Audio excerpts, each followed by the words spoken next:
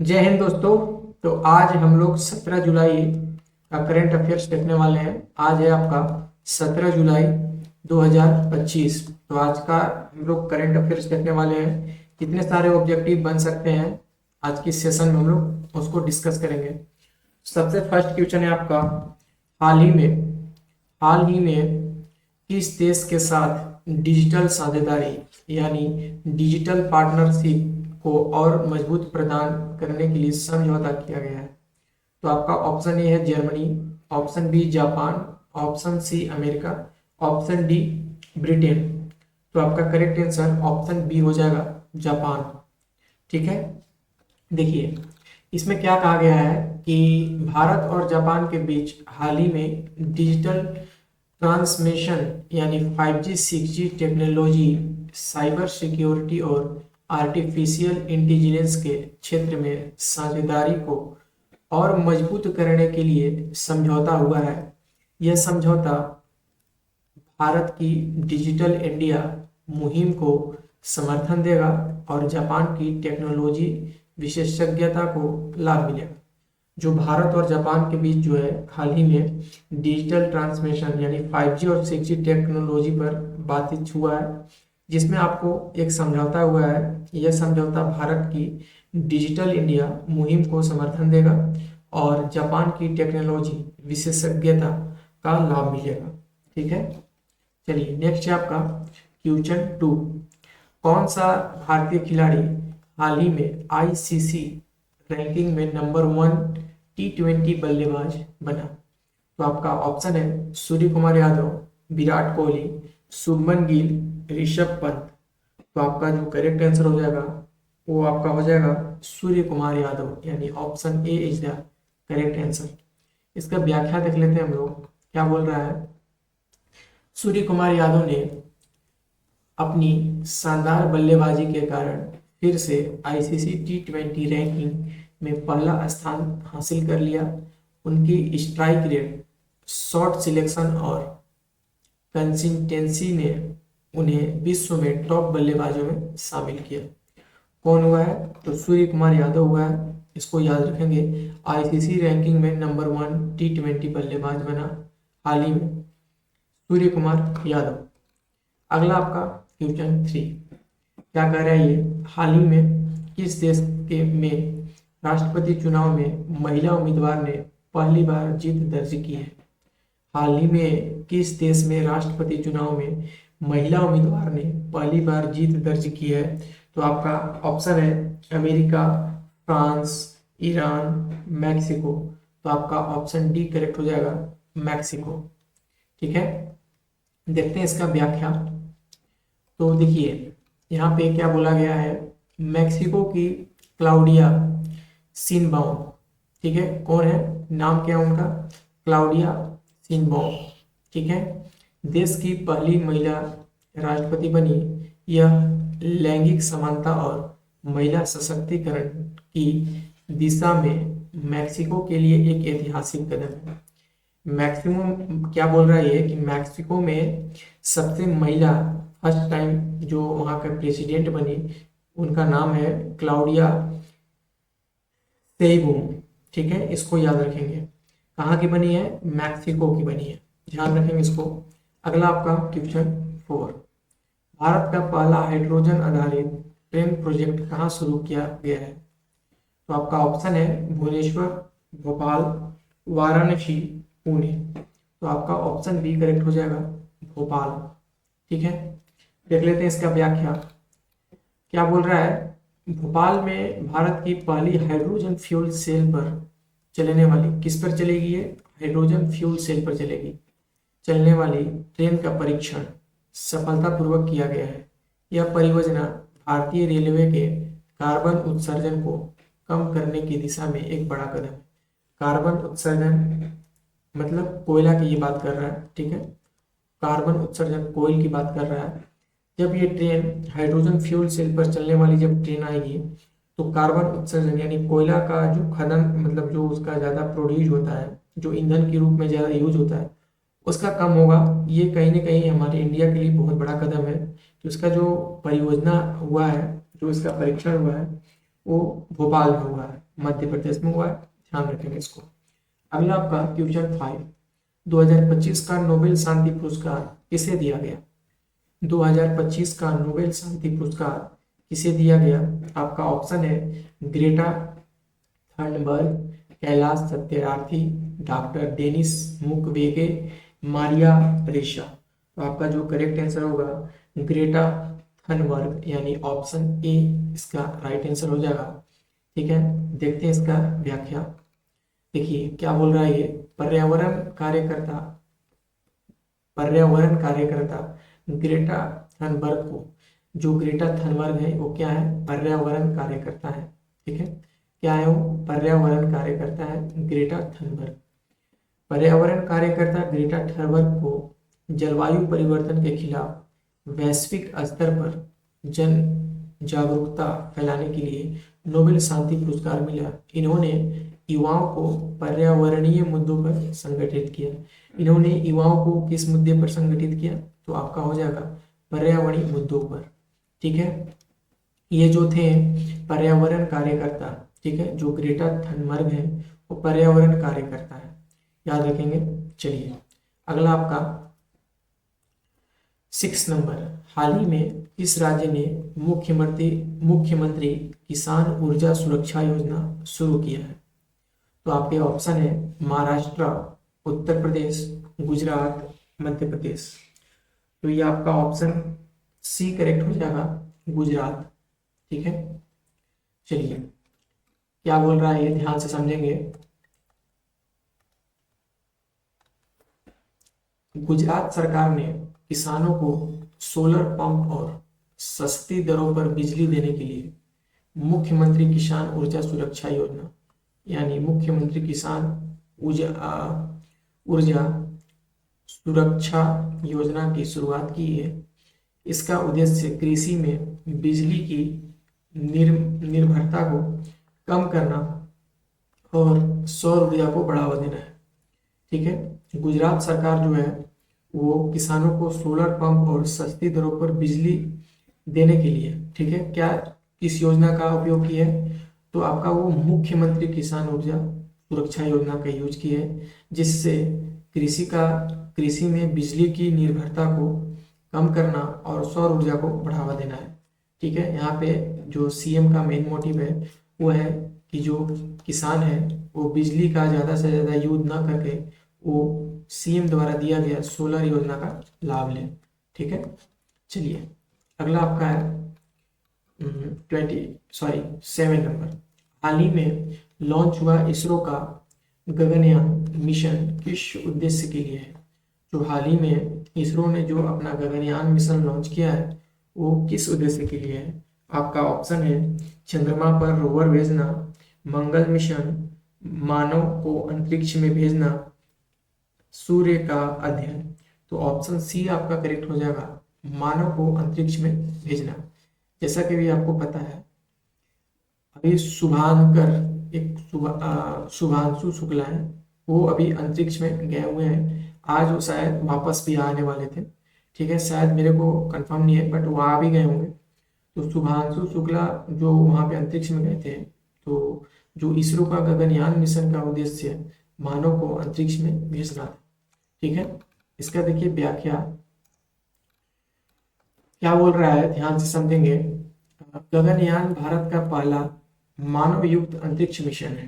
भारत का पहला जो है मानव युक्त अंतरिक्ष मिशन है, ध्यान रखेंगे, मानव युक्त अंतरिक्ष मिशन है। इसके तहत भारत 2025 के अंत तक अपने 2 से 3 यात्रियों को पृथ्वी की निचली कक्षा यानी लो अर्थ ऑर्बिट में भेजेगा। 2 से 3 यात्री को कहाँ भेजेगा? तो पृथ्वी की निचली कक्षा में भेजेगा। ठीक है, यानी लो अर्थ ऑर्बिट में भेजेगा। यह इसरो की एक बड़ी उपलब्धि मानी जा रही है, अभी तक की इसरो की सबसे बड़ी उपलब्धि मानी जा रही है। ठीक है, नेक्स्ट देखते हैं हम लोग, ऑल इन गवर्नेंस रिपोर्ट किसने प्रकाशित की है? तो आपका ऑप्शन है नीति आयोग, आरबीआई, चुनाव आयोग, शिक्षा मंत्रालय। तो ये जो ऑल इन गवर्नेंस रिपोर्ट है ये नीति आयोग ने गठित किया है। ठीक है, तो देखिए अगला है इसका, इसी में व्याख्या देख लेते हैं हम लोग। देखिए नीति आयोग ने हाल ही में ऑल इन गवर्नेंस रिपोर्ट जारी की, जिसमें बताया गया कि किस प्रकार की ऑप्टिकल इंटेलिजेंस एआई, ठीक है, का उपयोग सरकारी सेवाओं को तेज, पारदर्शी और प्रभावी बनाने के लिए किया जाएगा। जो ऑल इन गवर्नेंस रिपोर्ट जारी की है, इसमें क्या बताया गया, तो इसमें बताया गया आर्टिफिशियल इंटेलिजेंस यानी एआई के बारे में बताया गया, और एआई का कुछ समय में शिक्षा के क्षेत्र में, स्वास्थ्य के क्षेत्र में इसका उपयोग किया जाएगा। तो इसमें जो ऑल इन गवर्नेंस रिपोर्ट जो जारी की है, उसमें बताया गया है कि आर्टिफिशियल इंटेलिजेंस का उपयोग सरकारी सेवाओं को तेज, पारदर्शी और प्रभावी बनाने के लिए किया जा सकता है। ठीक है, रिपोर्ट में आगे बोल रहा है, रिपोर्ट में शिक्षा, स्वास्थ्य और कृषि जैसे क्षेत्रों में एआई का उपयोग की सिफारिश की गई है। ठीक है, देखिए 9th नंबर है, हाल ही में किस देश ने डिजिटल करेंसी ई रियाल को लॉन्च किया। ई रियाल एक ऐसा करेंसी है तो डिजिटल करेंसी है। ठीक है, किस देश ने लॉन्च किया है, आपका ऑप्शन है वियतनाम, थाईलैंड, कंबोडिया, मलेशिया। तो आपका ऑप्शन सी करेक्ट हो जाएगा, कंबोडिया। ठीक है, इसका व्याख्या देख लेते हैं हम लोग। देखिए कंबोडिया ने अपने डिजिटल करेंसी, कंबोडिया का जो अभी करेंसी है, डिजिटल करेंसी जो ये लॉन्च किया है, ई रियाल लॉन्च किया है। किस देश ने ई रियाल लॉन्च किया है, तो कंबोडिया ने। कैसी करेंसी है, डिजिटल करेंसी है, जिससे उसका बैंकिंग सिस्टम और अधिक डिजिटाइज हो गया है। यह दक्षिण पूर्व एशिया में पहली डिजिटल करेंसी में से एक है। जो ई रियाल करेंसी है वो क्या है, देखिए यहाँ पे साफ साफ बोला गया है, यह दक्षिण पूर्व एशिया में पहली डिजिटल करेंसी है। तो दक्षिण पूर्व एशिया में पहली डिजिटल करेंसी कौन बन गया, तो आपका ई रियाल बन गया। ठीक है, डिजिटल करेंसी में से एक है जिससे ब्लॉकचेन तकनीक पर आधारित बनाया गया है। जिसे जो ई रियल करेंसी है उसको किस तकनीक पे बनाया गया है, तो ब्लॉकचेन पे बनाया गया है। किस पे बनाया गया है, ब्लॉकचेन पे बनाया गया है। ठीक है, आगे देखते हैं हम लोग। Question 10, world youth skill day 2025 की थीम क्या थी। वर्ल्ड यूथ स्किल डे 2025 की थीम क्या थी, तो आपका ऑप्शन इसमें से ए करेक्ट हो जाएगा, skilling for a sustainable tomorrow. Skilling for a sustainable tomorrow is the correct answer, first हो जाएगा आपका। देखिए इसका व्याख्या देख लेते हैं हम लोग। क्या कह रहा है ये कि हर साल 15 जुलाई को वर्ल्ड यूथ स्किल डे मनाया जाता है। हर साल कब मनाया जाता है, तो 15 जुलाई को वर्ल्ड यूथ स्किल डे मनाया जाता है। ठीक है, हर साल 15 जुलाई को वर्ल्ड यूथ स्किल डे मनाया जाता है। 2025 की theme skilling for a sustainable tomorrow थी। 2025 की थीम थी वो क्या थी, तो आपका skilling for a sustainable tomorrow थी। ठीक है, ध्यान रखेंगे इसको। थी जिसका उद्देश्य युवाओं को हरित कौशल यानी ग्रीन स्किल, डिजिटल स्किल्स का उद्यमिता की प्रेरित करना है। जो वर्ल्ड यूथ स्किल डे 15 जुलाई को मनाया जाता है। ठीक है, यहाँ से एक इंपॉर्टेंट क्वेश्चन ये बनता है। और उसके बाद जो 2025 का इसका थीम था वो था skilling for a sustainable tomorrow. ठीक है, इसका उद्देश्य क्या था, तो ग्रीन स्किल, डिजिटल स्किल्स को उद्यमिता की ओर प्रेरित करना था। ठीक है, चलिए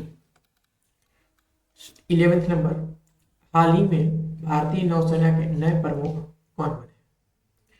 तो आपका ऑप्शन है admiral Karambir Singh, admiral R Hari Kumar, admiral Dinesh Tripathi, admiral Sunita Lamba. तो आपका ऑप्शन सी करेक्ट हो जाएगा, एडमिरल दिनेश त्रिपाठी हाल ही में नौसेना के नए प्रमुख बने हैं। ठीक है, इसका व्याख्या देख लेते हैं। देखिए एडमिरल दिनेश त्रिपाठी को जुलाई 2025 में, कब, जुलाई 2025 में भारतीय नौसेना का नया प्रमुख नियुक्त किया गया है। उन्होंने पूर्व नौसेना प्रमुख आर हरि कुमार की जगह ली। पूर्व नौसेना कौन थे? तो पूर्व नौसेना थे आर हरि कुमार की, ठीक है। पूर्व नौसेना कौन थे? आर हरि कुमार थे की जगह ली है। वे अत्यंत अनुभवी नौसेना अधिकारी हैं और उनकी नियुक्ति से समुद्री सुरक्षा को और मजबूती मिलेगी। किनकी नियुक्ति से समुद्री सुरक्षा को और नियुक्ति मिलेगी? तो आपका ये एडमिरल दिनेश त्रिपाठी, ठीक है। एडमिरल दिनेश त्रिपाठी की वजह से समुद्री सुरक्षा को और मजबूती मिलेगी। इससे 3 से 4 क्वेश्चन पूछ सकता है। पहला पूछेगा कि भारत के हाल ही में नए भारतीय नौसेना के प्रमुख कौन बने हैं? एडमिरल दिनेश त्रिपाठी हो जाएगा, ठीक है। इसका कौन हो जाएगा? एडमिरल दिनेश त्रिपाठी। एडमिरल दिनेश त्रिपाठी से पहले प्रमुख नौसेना अध्यक्ष कौन, प्रमुख नौसेना कौन थे? तो आपके आर हरि कुमार, आर हरि कुमार थे। आर हरि कुमार की जगह अभी जुलाई 2025 में किसे नियुक्त किया गया? तो एडमिरल दिनेश त्रिपाठी को नियुक्त किया गया। उनकी नियुक्ति से, एडमिरल दिनेश त्रिपाठी की नियुक्ति से समुद्री सुरक्षा को और मजबूती मिलेगी, ठीक है। चलिए अगला है हमारा, भारत में हाल ही में शुरू किया गया मिशन संजीवनी 2.0 किससे संबंधित है? भारत में जो हाल ही में मिशन संजीवनी, क्या मिशन संजीवनी 2.0 शुरू किया गया है, वो निम्न में से किससे संबंधित है? तो आपका ऑप्शन ए है कोविड वैक्सीनेशन से, ऑप्शन बी आपदा प्रबंधन, ऑप्शन सी स्वास्थ्य सेवाओं में एआई का उपयोग, ऑप्शन डी जलवायु परिवर्तन। तो जो मिशन संजीवनी 2.0 है वो आपका स्वास्थ्य सेवाओं में एआई का प्रयोग करना है, ठीक है। स्वास्थ्य सेवाओं में एआई का प्रयोग करना है, मिशन संजीवनी, ठीक है, ध्यान रखेंगे इसको। देखते हैं इसका व्याख्या। मिशन संजीवनी 2.0 का उद्देश्य भारत के ग्रामीण और दूर दराज इलाकों में एआई की मदद से स्वास्थ्य सेवाओं का उपलब्ध कराना है। इसमें टेलीमेडिसिन, डायग्नोस्टिक टूल्स और वर्चुअल डॉक्टरी सेवा शामिल है।